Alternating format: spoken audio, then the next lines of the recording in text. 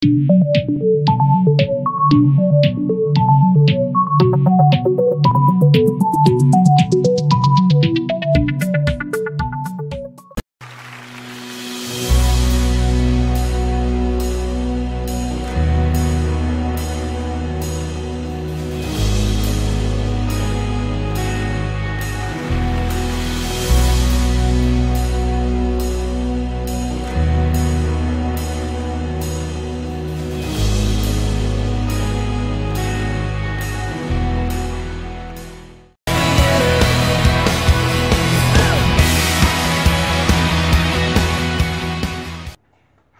teman-teman, apa kabar semuanya?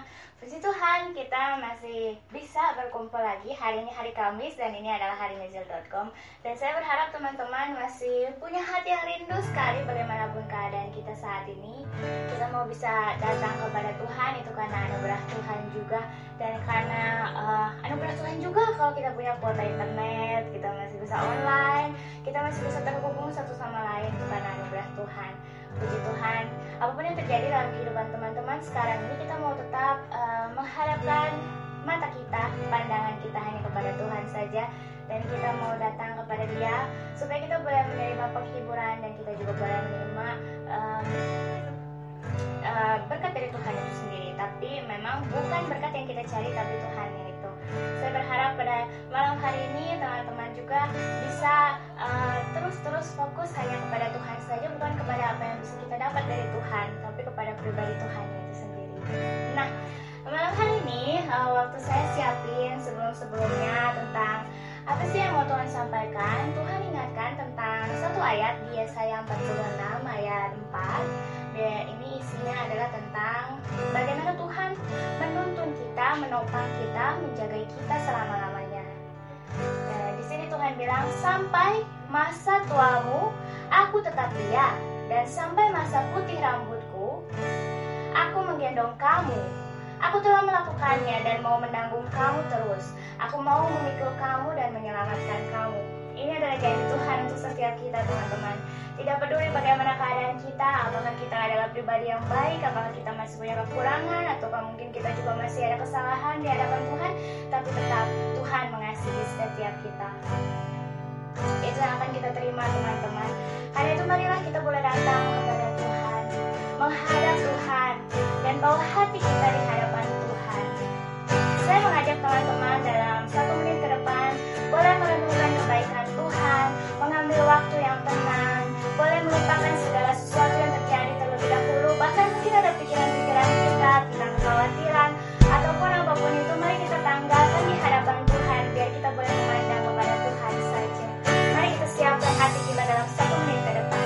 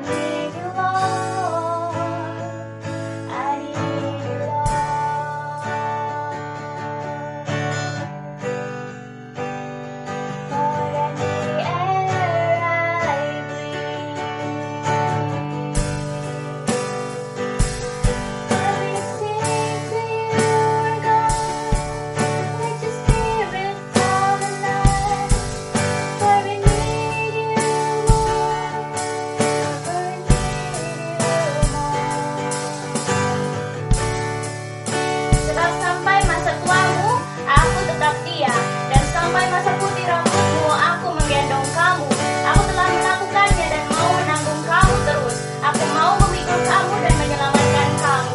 Terima kasih Yesus, terima kasih Bapa, karena janji-Mu adalah iya dan amin. Ketika Engkau berkata kepada kami bahwa Engkau akan menggendong kami, bahwa Engkau akan menanggung kami, bahwa Engkau akan memikul kami, bahwa Engkau akan menyelamatkan kami. Engkau tidak akan pernah terlambat Tuhan, Engkau tidak akan pernah berhenti, Engkau tidak akan pernah gagal. Engkau adalah kekuatan kami, Engkau adalah Allah kami, Engkau adalah kehidupan bagi kami Tuhan. Suatu anugerah ketika kami boleh hidup bersama dengan Engkau Tuhan. Suatu anugerah ketika kami boleh memandang Engkau. Suatu anugerah ketika kami boleh dekat dengan Engkau Tuhan. Engkau adalah Bapa kami, Engkau tahu segala sesuatu yang terbaik dalam kehidupan kami. Beri kami iman Tuhan, beri kami hikmat ya Bapa, beri kami hati yang tertuju kepada Engkau. Karena kami tahu Tuhan, sekalipun 1000 rebah di sisi kami atau berrasa-rasa di sebelah kanan kami, Tuhan, Engkau adalah kekuatan kami, Engkau adalah keselamatan kami. Sekalipun daging kami dan hati kami gagal Tuhan, tapi Engkau adalah bagian kami, Engkau adalah keselamatan kami, Engkau adalah kekuatan kami Tuhan. Terima kasih Bapa karena Engkau hadir dalam kehidupan kami. Tidak bisa kami hidup tanpa Engkau Tuhan. Karena itu kami bersyukur Tuhan. Pada hari ini juga Tuhan, Engkau mengizinkan kami untuk kami boleh mendengar firman. Kami tahu pada masa-masa akhir Tuhan akan datang kelaparan dan kehausan. Tapi bukan kelaparan dan kehausan akan makanan dan minuman, tetapi kelaparan dan kehausan akan firman Tuhan. Kalau hari ini kami punya kesempatan mendengarkan firman Tuhan, karena kasih dan anugerah-Mu Tuhan, kami boleh melakukannya Tuhan. Beri hati kami terbuka ya Bapa.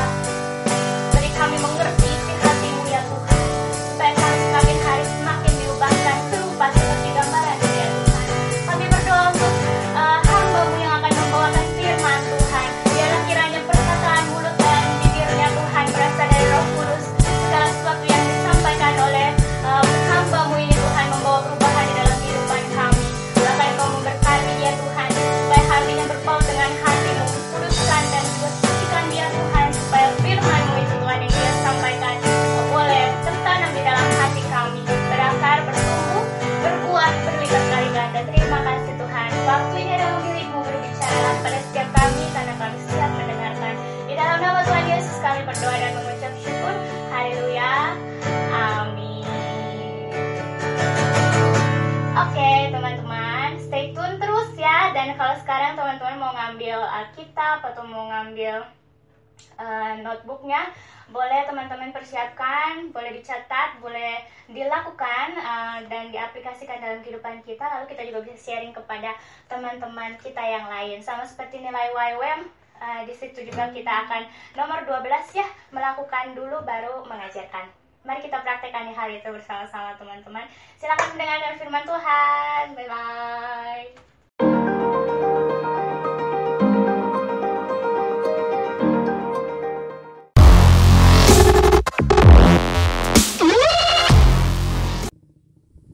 Shalom, salam kasih buat semua kita. Ya, perkenalkan saya Lucky. Ya, saya bekerja di YWAM, tepatnya di YWAM Frontier Mission Indonesia. Jadi senang bisa ketemu dengan kita semua di tempat ini.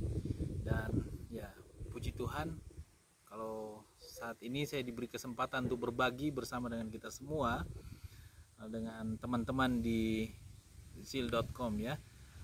Jadi saya dikasih tema untuk berbagi buat kita tentang panggilan Yesaya ya, dengan inilah aku, utuslah aku. Jadi mari kita mau sedikit belajar tentang apa yang ada di dalam panggilan Yesaya ini. Saya akan membacakan buat kita semua dari Yesaya pasal yang ke-6 ayat yang pertama sampai ayat yang ke-8, dan kita akan melihat dari belajar sedikit dari ayat-ayat ini. Ya. Yesaya pasal 6 ayat yang pertama sampai ayat yang ke-8. Di sini berjudul Yesaya mendapat panggilan Allah. Ya. Jadi dalam tahun matinya Raja Uzia, aku melihat Tuhan duduk di atas tahta yang tinggi dan menjulang, dan ujung jubahnya memenuhi bait suci. Para serafim berdiri di atasnya, masing-masing mempunyai 6 sayap, 2 sayap dipakai untuk menutupi muka mereka, 2 sayap dipakai untuk menutupi kaki mereka, dan 2 sayap dipakai untuk melayang-layang. Dan mereka berseru seorang kepada seorang, katanya, Kudus, kudus, kuduslah Tuhan semesta alam, seluruh bumi penuh kemuliaannya. Maka bergoyanglah alas ambang pintu disebabkan suara orang yang berseru itu, dan rumah itu pun penuhlah dengan asap. Lalu kataku, celakalah aku binasa, sebab aku ini seorang yang najis bibir. Dan aku tinggal di tengah-tengah bangsa yang najis bibir, namun mataku telah melihat sang raja, yakni Tuhan semesta alam. Tetapi seorang daripada serafim itu terbang mendapatkan aku, di tangannya ada bara yang diambilnya dengan sepit dari atas mezbah. Ia menyentuhkannya kepada mulutku serta berkata, lihat, ini telah menyentuh bibirmu, maka kesalahanmu telah dihapus dan dosamu telah diampuni. Lalu aku mendengar suara Tuhan berkata, siapa yang akan kuutus dan siapa yang mau pergi untuk aku? Maka sahutku, ini aku, utuslah aku. Kemudian firman-Nya, pergilah dan katakanlah kepada bangsa ini, dengarlah sungguh-sungguh tapi mengerti jangan. Amin. Sedemikian jauh pembacaan firman Tuhan kita, dan dalam kesempatan ini saya mau berbagi buat teman-teman semua tentang panggilan Yesaya. Jadi dari sharing saya ini saya mau kasih judul Yesaya akhir zaman. Mengapa saya kasih judul Yesaya akhir zaman ini? Karena zaman-zaman sekarang memang sangat diperlukan orang-orang yang seperti Yesaya yang mau merespon panggilan Tuhan. Mari kita belajar sama-sama dengan apa yang saya maksudkan dengan Yesaya akhir zaman ini. Jadi kalau kita melihat belajar dari kitab Yesaya ini, keadaan bangsa Yehuda, kerajaan Yehuda dan kerajaan Israel pada zaman Nabi Yesaya, pada saat kitab ini ditulis, itu keadaannya sangat kacau. Kita bisa melihat di dalam kitab Yesaya ini, dalam pasal 1, 2 sampai 5 di situ banyak ditulis bagaimana kondisi manusia yang satu pemberontak, munafik, dan dia ada banyak nabi-nabi palsu, ada banyak kesombongan di sana, tidak mengasihi, mementingkan diri sendiri. Itu kondisi-kondisi yang terjadi sehingga keadaannya sangat-sangat buruk. Jadi kerajaan pada saat itu, kita ditulis di situ dikatakan pada zaman Raja Uzia, Raja Yehuda. Kerajaan Yehuda itu dipimpin oleh Raja Uzia, dan pada saat itu juga di kerajaan Israel dipimpin oleh Yerobeam. Yerobeam bukan Yerobeam bin Nebat, tapi Yerobeam yang lainnya. Di situ kondisi mereka sangat-sangat jahat, sangat-sangat terpuruk. Jadi waktu pada saat ini kita melihat bagaimana Tuhan melihat kondisi-kondisi seperti itu. Jadi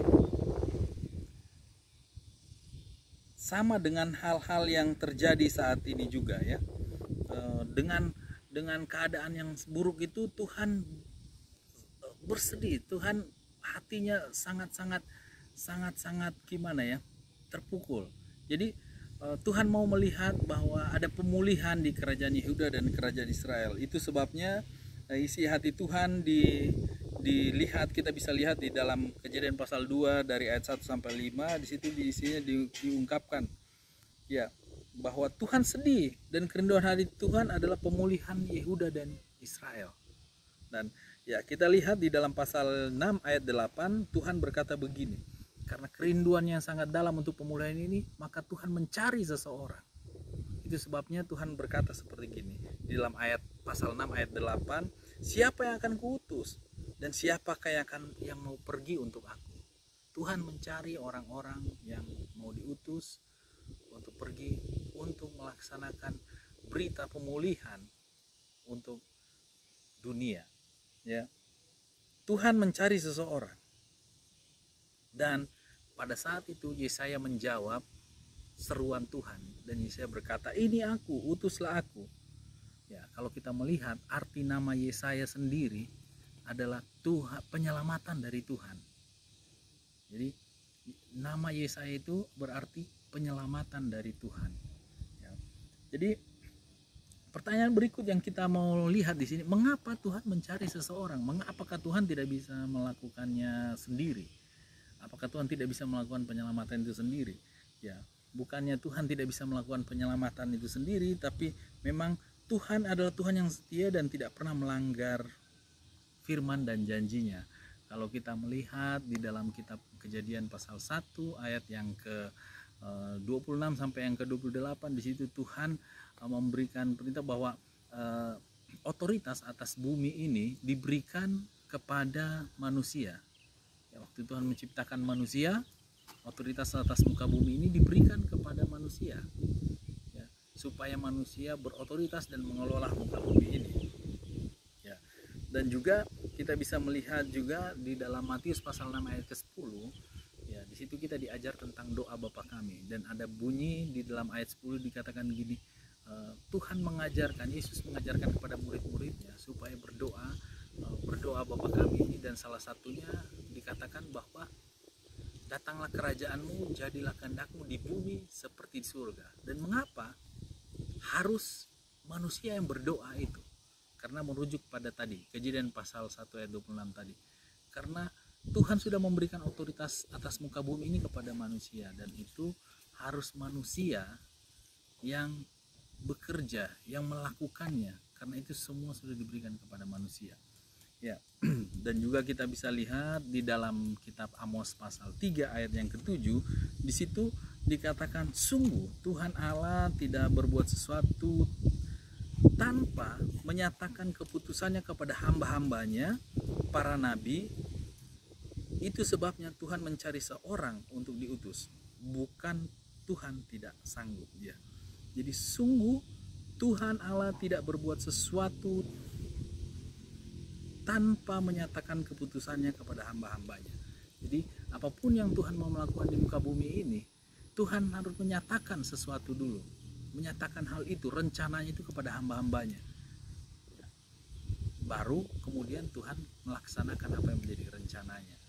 Nah, itu sebabnya Tuhan mencari seseorang. Ya. Jadi itu bukannya Tuhan tidak sanggup untuk melakukan itu, tapi Tuhan berpegang kepada janjinya, Tuhan memegang kepada firman-Nya yang sudah disampaikannya di dalam kitab Kejadian pasal 1 ayat 26 sampai 28 tadi. Jadi hal yang berikutnya, kalau begitu siapa yang bisa diutus? Nah, kalau kita melihat dari ayat-ayat ini, ya, seperti Yesaya, sebelum dia diutus, dia merasakan, kita lihat tadi di dalam ayat Yesaya pasal 6 tadi, ayat yang kelima, dia berkata begini. Ayat yang kelima, dia katakan seperti ini. Lalu kataku, celakalah aku binasa, sebab aku ini seorang yang najis bibir, dan aku tinggal di tengah-tengah bangsa yang najis bibir. Namun mataku telah melihat Sang Raja, yakni Tuhan semesta alam. Jadi, di sini kita melihat waktu Yesaya mau diutus, dia tidak bisa diutus karena dalam posisi dia penuh dengan rasa bersalah, rasa berdosa, bahkan keadaannya dia katakan dia najis bibir. Kehidupannya hidup selalu bergaul dengan orang yang najis bibir juga. Dalam posisi dan keadaan seperti itu tidak bisa untuk dia diutus. Itu sebabnya di dalam ayat berikutnya, ayat yang ke-6 dan 7, di situ dikatakan, tetapi seorang daripada serafim itu terbang mendapatkan aku. Di tangannya ada bara yang diambilnya dengan sepit dari atas mezbah. Ia menyentuhkannya kepada mulutku serta berkata, lihat, ini telah menyentuh bibirmu, maka kesalahanmu telah dihapus dan dosamu telah diampuni. Lalu aku mendengar suara Tuhan berkata, siapakah yang akan kuutus dan siapakah yang mau pergi untuk aku? Jelas di sini kita melihat, teman-teman, bahwa setiap orang yang mau diutus, orang yang bisa diutus oleh Tuhan adalah orang yang sudah diampuni dosanya dan dihapuskan kesalahan-kesalahannya.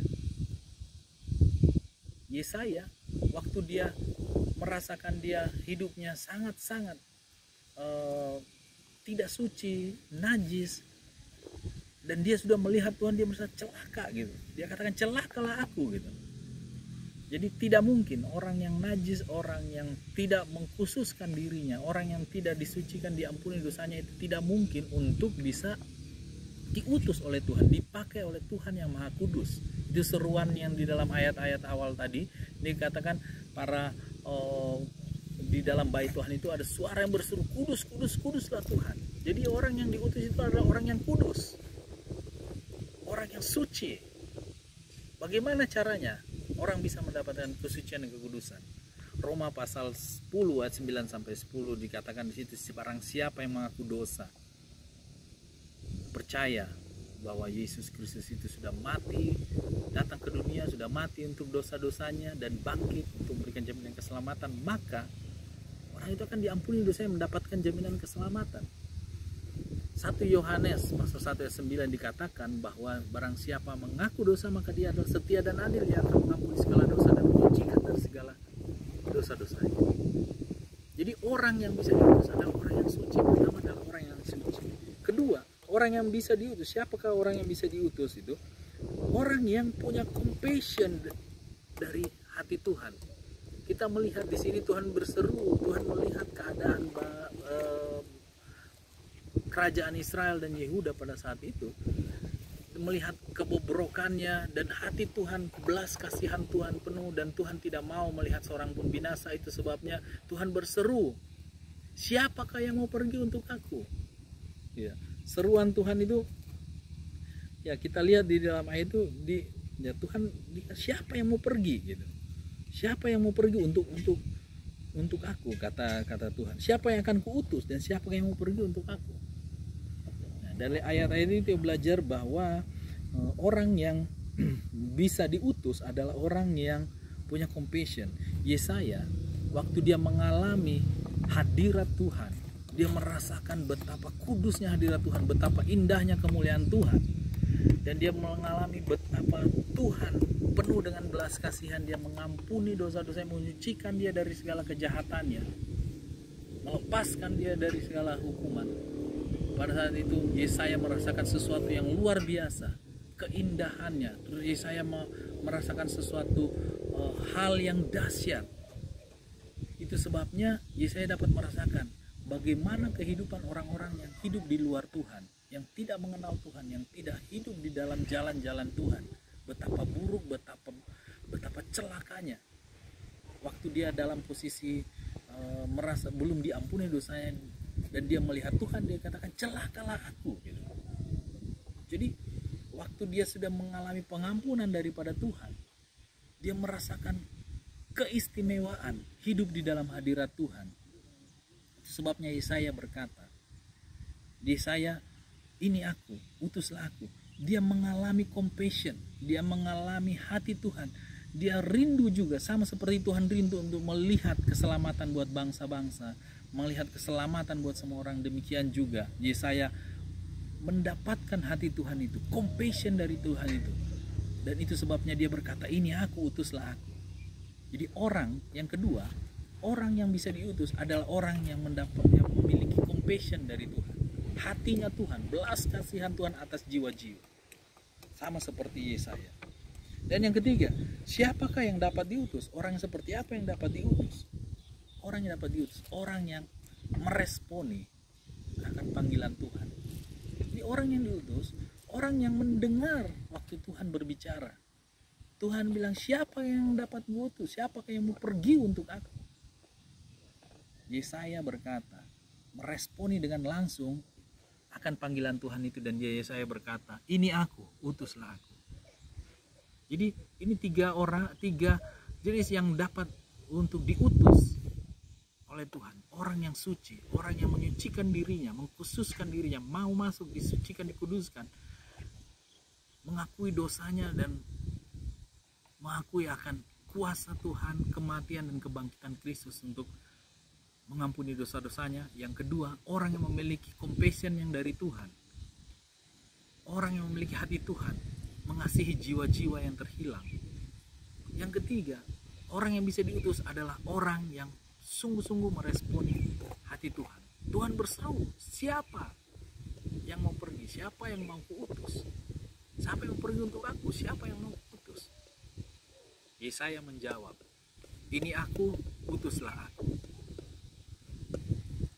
Mari kita melihat, kalau Yesaya meresponi akan panggilan Tuhan itu, tidak dengan serta-merta begitu saja dia pergi.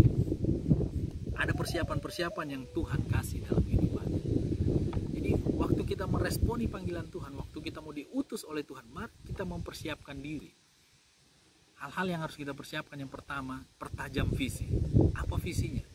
Tuhan melihat supaya setiap orang bukan cuma saja diselamatkan, tapi supaya setiap orang bisa menjadi pengikut Kristus. Dimuridkan, orang yang taat melakukan semua apa yang diperintahkan oleh Tuhan. Itu kerinduan hati Tuhan. Nah, di sini juga dikatakan bahwa waktu kita mempersiapkan diri dalam pengutusan, harus pertajam visinya, ya. Pertajam visi kita. Visi utamanya adalah menjadikan orang pengikut Kristus. Matius pasal 28 ayat 19 sampai 20 dikatakan, "Pergilah jadikanlah semua bangsa muridku." Itu visi Tuhan. Hal yang kedua di sini dengan bagaimana kita mempersiapkan diri untuk bisa diutus. Ya, kita harus mendapatkan perlengkapan yang daripada Tuhan. Apa sih perlengkapan daripada Tuhan? Ada dua perlengkapan yang kita harus pegang, perlengkapan yang daripada Tuhan. Yang pertama, kita harus menggunakan perlengkapan kuasa Tuhan. Matius pasal 28 dikatakan ada 28 ayat 18, 17 di situ dikatakan bahwa dari ayat 18 bahwa ada beberapa murid yang ragu-ragu untuk mau pergi diutus pada saat itu, tapi Tuhan datang mendekati mereka yang ragu-ragu dan kepada semua orang, dan dia berkata, "Kepadaku telah diberikan segala kuasa." Jadi perlengkapan yang kita harus pakai adalah kuasa, mengenal dan menggunakan kuasa yang daripada Tuhan. Apakah kuasa yang daripada Tuhan? Tuhan sudah memberikan kuasa kepada kita, kuasa nama Yesus, di dalam nama Tuhan Yesus. Filipi pasal 2 dikatakan, di dalam nama Tuhan Yesus bertekuk lutut semua yang ada di langit, di atas, di bumi, dan di bawah bumi. Seluruh dunia, seluruh alam semesta takluk, surga, bumi, dan seluruh alam semesta takluk di dalam nama Tuhan Yesus. Itulah kuasa yang diberikan kepada orang-orang yang percaya. Kita harus pakai itu. Markus pasal 16 dikatakan, orang yang percaya diberinya kuasa untuk menginjak ular dan kalajengking, mengusir setan dan menyembuhkan orang sakit dan segala sesuatunya. Kuasa itu harus kita pakai. Hal yang kedua, kita harus menggunakan keyakinan bahwa Tuhan menyertai kita senantiasa. Ya, kita lihat di dalam Matius pasal 28 tadi bahwa Tuhan berjanji, "Aku menyertai engkau senantiasa sampai kepada akhir zaman." Matius 28 ayat 20 mengatakan hal itu. Ya, sampai kepada kesudahannya, senantiasa, selalu, tidak pernah meninggalkan. Kita harus pakai ini. Kita harus pakai kuasa, yakin bahwa kita ada kuasa di dalamnya, di dalam nama Tuhan Yesus. Kita harus yakin bahwa kita tidak pergi sendiri. Raja di atas segala raja, Raja yang maha kuasa, yang maha dahsyat itu ada bersama-sama dengan kita. Waktu kita pergi bersama-sama dengan Tuhan. Tuhan menyertai kita. Kalau Tuhan menyertai kita, siapakah lawan kita? Hal yang ketiga yang harus kita persiapkan waktu kita mau pergi diutus, yaitu kita harus mengerti apa yang harus kita kerjakan waktu kita pergi. Tugasnya apa? Waktu kita pergi ada 3 tugas yang harus kita lakukan. Tugas pertama adalah memberitakan Injil. Injil keselamatan. Karena di dalam Injil lah ada kekuatan Allah yang maha besar. Roma pasal 1 ayat 16 itu dikatakan, Injil adalah kekuatan Allah yang menyelamatkan setiap orang yang percaya. Tugas kita adalah pergi memberitakan Injil. Tugas yang pertama. Tugas yang kedua adalah, kalau ada orang yang percaya dengan pemberitaan Injil, tugas yang kedua adalah kita harus membaptisnya, mempermandikannya di dalam nama Sang Bapa, Sang Anak, dan Roh Suci, Roh Kudus. Tugas yang ketiga adalah, waktu orang sudah percaya, sudah dibaptis, tugas yang ketiga yang harus kita lakukan di sana, di tempat kita diutus, adalah mengajar mereka untuk melakukan segala sesuatu yang telah Tuhan perintahkan kepada kita, supaya setiap orang itu menjadi murid Kristus, murid yang mau diajar, pengikut Kristus. yang mau melakukan semua perintah Tuhan, hatinya totalitas kepada Tuhan. Jadi itu 3 hal, 3 tugas yang harus kita lakukan di lapangan. Memberitakan Injil, kedua membaptis, ketiga mengajar orang untuk melakukan perintah Tuhan. Jadi itu persiapan-persiapan yang harus kita lakukan waktu kita mau pergi diutus.